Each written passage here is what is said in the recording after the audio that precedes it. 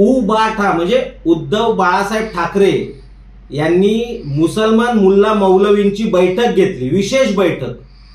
का तर लोकसभेला त्यांना चांगलं मतदान मुसलमानांकडून व्हावं म्हणून.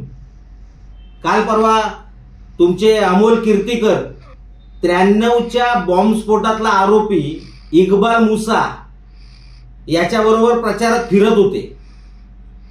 मुसलमानांच्या, देशद्रोही मुसलमानांच्या मांडीवरती जाऊन बसणारे हे संजय राऊत यांना राजसाहेबांच्या फतव्याचा राग आला.